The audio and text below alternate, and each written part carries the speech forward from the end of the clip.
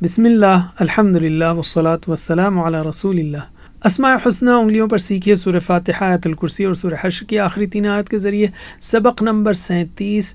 اس میں ہم لیں گے اللہ کا اسم اعظم یعنی سب سے عظیم نام۔ حدیث کی کتابوں یعنی ابو داؤد، ترمذی اور ابن ماجہ میں ہیں کہ اللہ کا اسم اعظم ان 2 آیتوں میں ہے،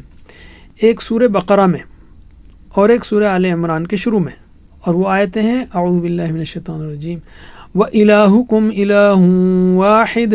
لَا إِلَٰهَ إِلَّا هُوَ الرَّحْمَٰنُ الرَّحِيمُ، اور دوسری آیت الف لام میم اللہ لا الہ الا هو الحی القیوم۔ دوسری حدیث جو ابو داؤد، نسائی اور ابن ماجہ اور احمد کی ہے،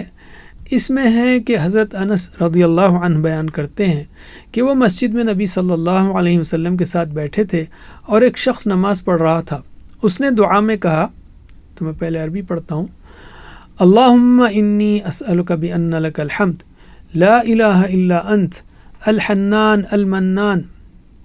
بدیع السماوات والارض یا ذا الجلال والاکرام یا حی یا قیوم اسألک، یعنی اے اللہ بے شک میں تجھ سے مانگتا ہوں کیونکہ تیرے لیے ہی ہیں تمام تعریفیں اور شکر، نہیں ہے تیرے سوا کوئی حقیقی معبود، تو بڑا مہربان اور احسان کرنے والا ہے، تو آسمانوں اور زمین کو پیدا کرنے والا ہے، اے عزت و جلال والے، اے ہمیشہ سے زندہ رہنے والے، اور اے سب کو تھامنے والے، میں تجھ ہی سے مانگتا ہوں۔ اس پر نبی صلی اللہ علیہ وسلم نے فرمایا، اس شخص نے اللہ سے اس کے سب سے عظیم نام کے ذریعے دعا کی ہے،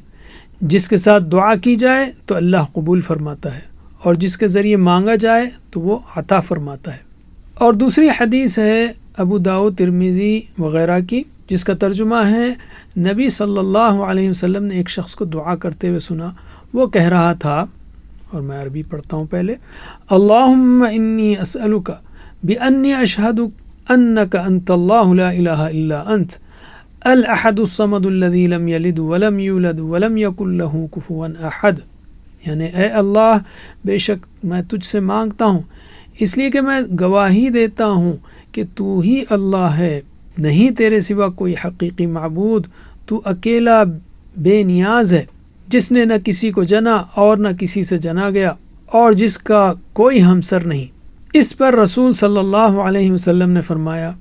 اس شخص نے اللہ سے اس کے اس نام کے ذریعے سوال کیا ہے کہ جب اس نام کے ساتھ مانگا جائے تو اللہ دیتا ہے، اور جب اس کے ذریعے دعا کی جائے تو وہ قبول فرماتا ہے۔ تو اسم اعظم یعنی سب سے عظیم نام ان 2 آیتوں اور 2 حدیث کی دعاؤں میں ہیں، تو ان کو یاد کر لیجئے تاکہ آپ اپنی دعاؤں میں ان کو استعمال کر سکیں۔ وجزاکم اللہ خیر، والسلام علیکم۔